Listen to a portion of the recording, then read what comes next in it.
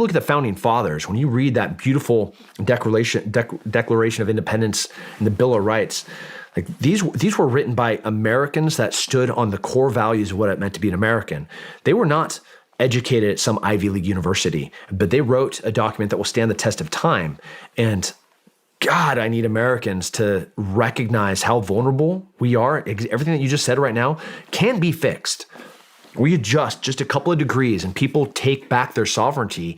They start growing their own food. They start having their own chickens. They start getting strong in body and in mind. They are an ungovernable force. The Americans, the essence of being an American is ungovernable. We are rebellious traitors from our origin. Let's remember what that looked like. Mm-hmm. They told us to do something. We said no, and we put their tea in the harbor. Then they went to Boston, and that shot that was heard around the world kicked off us killing every single one of them and kicking them off of this continent. That is what Americans can do. You mess with our boats in Pearl Harbor, we dropped 2 atomic bombs. Yeah. There's only so many Americans left. Yeah. I'm hopeful. Unfortunately. But, I think that kind of where I'm going with this, how do you fix it? I think you're doing it. Trying the youth. The school. That's right. Let's get into the school that you started and how that's developed. Yeah. So Apogee, the first school was Apogee Cedar Park, and it was literally a brick and mortar Socratic school. And man, year 1 was hard. I did everything wrong. I thought I knew how to run a business, having ran a bunch of businesses, and running a school is pretty different. Then year 2, kind of like learned from our mistakes, like a phoenix rising from the ashes. We adjusted. We also realized that we have to expand the influence. So we went from just being a brick and mortar to online mentorship. I partnered with Matt Boudreau, and we started Apogee Strong. And we brought in thousands of people in the online mentorship program, like how to be leaders in your community, what sovereignty, financial sovereignty, physical sovereignty looks like. And then from that mentorship program, we said, hey, we want to expand this Apogee school idea. Who wants to open a school? And all of these owners stepped up and raised their hand, like, I want this in my community. So we have been training and mentoring all of these school owners about, in 2024, we'll open another 50 schools. And then again, back to doing the right thing with money and being small enough to make sure that you're aligning with your purpose and direction and motivation. Taking all of those funds and putting them back in to then help other schools launch and to build a larger campus to be able to mentor more people. So until we bring the Department of Education to its knees or completely abolish them, we haven't produced something from public school. Yes, there's outliers and there's anomalies where like extraordinary kids are going to always rise, but you take that same kid and put them anywhere, and they're also going to be wildly successful. It's the mass, it's the 95%. And they have just been turned to useless masses. The consumers, laborers, tax mules. That's it. And I don't need those. We're a bunch of tax mules. Yeah. But I'm really interested in this school. And so one question I have is, when did you start that? 3 years ago. 3 years ago. Yep. And how many schools are there now? We'll have 50 and launching in 24. And how many are there right now? One. Yeah. Okay. So we went year 1, mentorship launched year 2, and expansion happens year 3. Year 5 will be at 300 schools. Wow. So how do you filter who's coming into the school without getting sued? Yeah. Because this shit seems to just bleed in everywhere. Yeah. We have the people opening the schools, they are part of the mentorship program. So we've spent months and months and months going to live events with them, training with them, talking to them, learning about their values, making sure that their vision aligns with the vision of the school.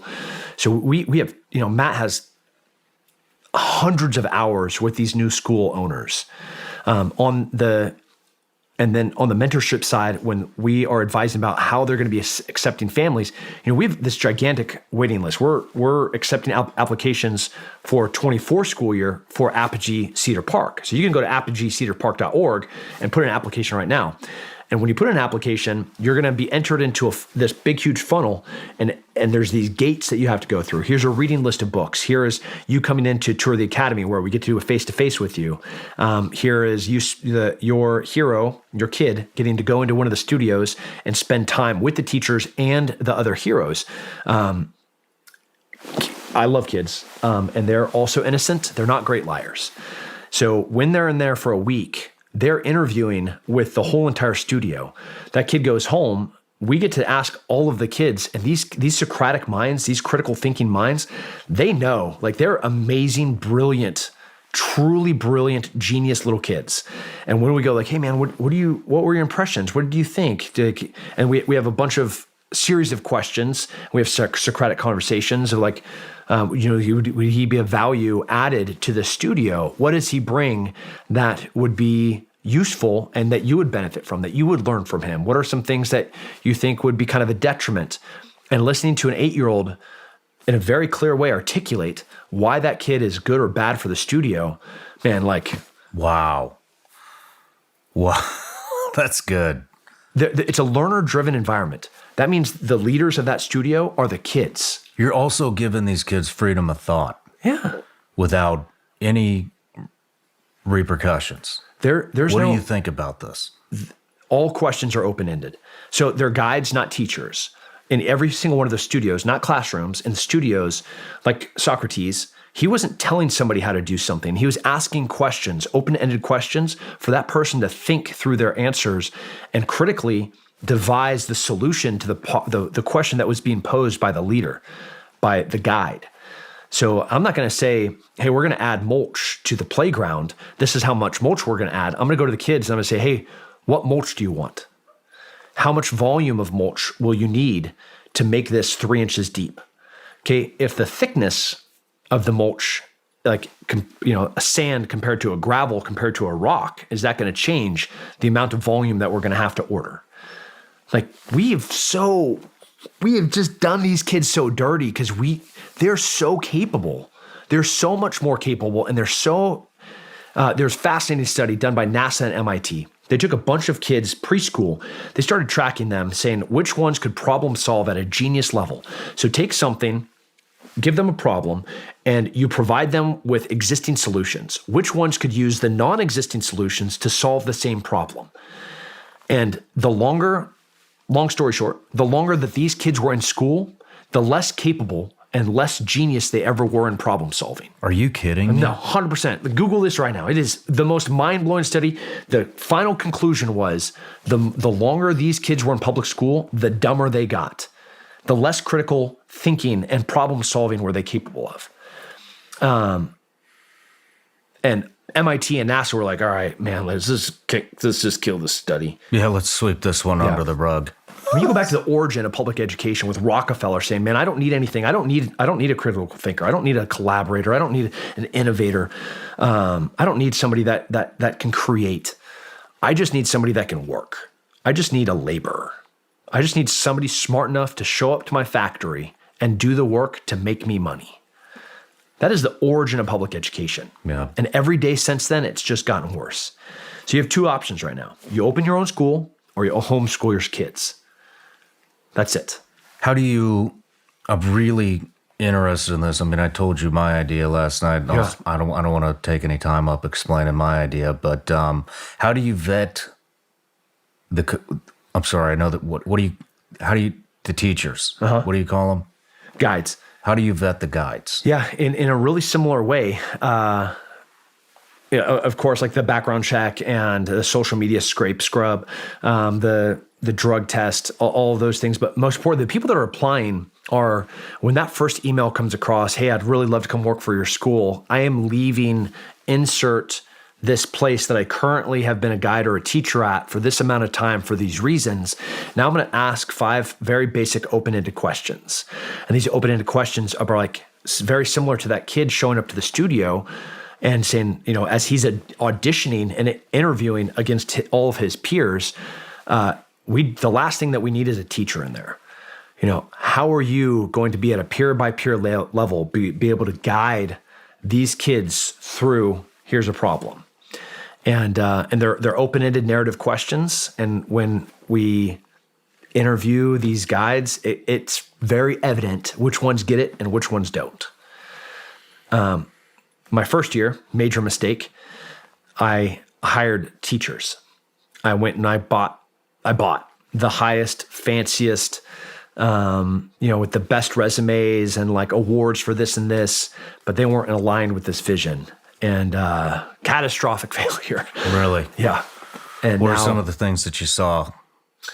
When a critical thinker that can't sit at a desk, that needs to move to problem solve, and is gonna think in an atypical way, that teacher who can only do something linear, but then something that's kind of chaos and anarchy in an approach to a solution, they literally can't process. So they'd combat it, and they'd stifle, and they'd stuff, and they'd stomp, and they'd stop. Or instead, we're supposed to inspire and supposed to give resources. And if they fail, it's fine. Like if the kid fails, you will learn from that failure. And I don't need to have every kid passing in a session. Mm-hmm. I just need that kid to grow. I just need that child to evolve and to continue down this road of becoming a critical thinker. They can do anything. Like if you can program manage and you can critical think, you can do anything. Mm-hmm. So like, why aren't we, and we haven't been in education doing anything besides teaching kids how to take a test. I'm fairly certain I've never been to war, and I've never walked into a ring, and I've never started a business that I was like given anything that was useful that resembled a test that I ever took in school. Why don't we prepare them for what real life looks like? You were talking to me about some of the curriculum, and you were talking about some type of an exercise that you had these kids doing where they were building their own business. Yep. What age group was that? First, second, third, fourth grade. Can you go through that exercise? It was super simple. We had a business fair, a date set. So in 2 months from now, we're going to go to this business fair, or we're going to go to a farmer's market. Everyone in the studio, you have to create a product. You have to create this product. You have to market this product, and you have to bring this product to market. Then at the end, you're going to come back to the studio and you're going to give a brief about the performance of your product. So one little girl took a loan from her parents, bought mason jars, got kinetic sand, and then built themed environments in every single one of these kinetic sands. So like one of them was like green and brown kinetic sand. She put all these little dinosaurs in there, and she sold them for $25 a piece. The cost of her product, like her out-of-pocket cost, was like $3. So she's making $22 for every single one of these sales. And she sold a whole bunch of them at the farmer's market. And she paid her parents back. Then she took her profit and gave her presentation. Here was what I spent. Here's how much my booth cost. Here's how much the cost of goods were. This is the loan that I took. This is the interest that I paid back. And here's my profit. Right. And then we had another one that took, he went and collected all the sheds off his parents' ranch, and he trimmed them and cut them with a skill saw, which is kind of cool. How many kids know how to use a skill saw? Put screws through them with like nice little fancy washers with this big, huge industrial screw, and turned them into hardware. So it's like a bolt that went through it. On the back, you could screw in the nut with another washer, and you would have like this axis handles for your cabinetry. He took those and built them and sold them as sets, like 6 and 8 and 12, depending on how many drawers you had within your bedroom, and sold dozens of sets and made a ton of money. He had almost no overhead besides some bolts and some nuts and some washers.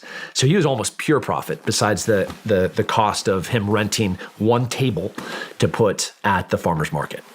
And So success, massive success. And then this other kid went and like took some sticks, some branches that he thought looked like guns and tried to sell them at the farmer's market and made no money because nobody bought them.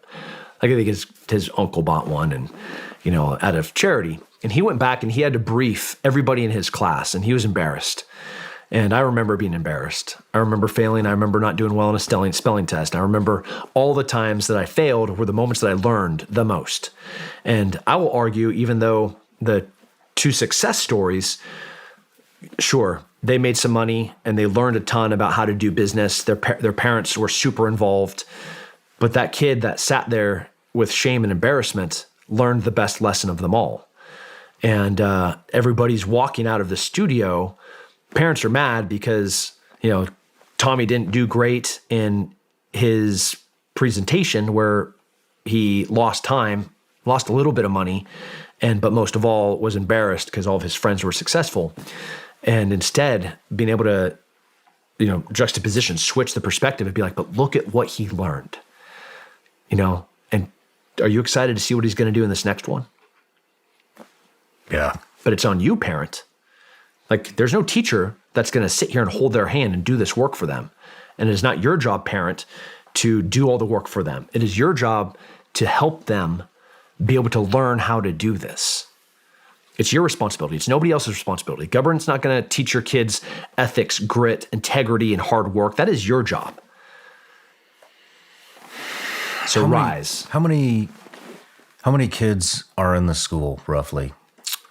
Apogee, sort of 24, I think will probably be around 3,000. 3,000? Yeah. Between mentorship, physical locations, brick and mortar schools. That's incredible. So if I wanted to, Sean, we're like just getting started. I know. Like, that's what's so exciting about it. I mean, we're literally like the first year was a real rough start. We're in our second year right now. We're 3 years into this, 2 years of actually doing it right. Yeah. And we're going. It's obviously spreading like wildfire. Yeah. So, I want to know if I want to bring this to Franklin, Tennessee. Yeah. What do I do? Where do I start? You go to apogeestrong.com. We launched a documentary yesterday, like an hour-long documentary talking about public education, talking about our purpose, talking about our vision, how, Matt and I are approaching not education, not schooling, about creating critical thinkers. And so you're going to go to apogeestrong.com. All the people that are going to be opening schools are going to come from within the mentorship program. There'll be very rare exceptions because we have to know everybody. Like if we don't know them personally and we haven't spent time with them, you're not going to open a school. Mm-hmm. So like we have to have the rapport and relationship and trust and faith that you're going to be doing the right thing to continue to spread this vision. So if you go to Apogee, you get on the mentorship program, and there's a lot. I mean, we demand your big reading list. You're journaling, you're working out every single day. We're asking questions about intentionality as you as a parent and you as a husband or a wife in your family. And it's a full family approach. Like this isn't, hey, you leader of the household. It is you as a complete family, nuclear family, as a family unit. How are you approaching raising the most powerful, influential children that you possibly can? Man, you are doing a lot of good stuff. Hope so. I'm trying. If not, I'm going to go crazy. Yeah, man, we covered a lot of ground there. Yeah. And I wish we had another 6 hours to dive into some of this stuff. But as we're walking across Big Bend in Southwest Texas towards the Mexican border, well, we can talk more. Right on. Well, I'll meet you down there. But Tim, I just want to say, man, I'm really happy that our paths have crossed, and it's an honor to know you. It's an honor to be able to get your story out. And man, I'm blown away at all of the good that you're injecting into this world, because we sure as hell need it, man. So thank you. Thank you, man. Thanks for having a voice, dude. I'm proud to know you. So thank you. Keep on killing it. All right, brother. Thank you.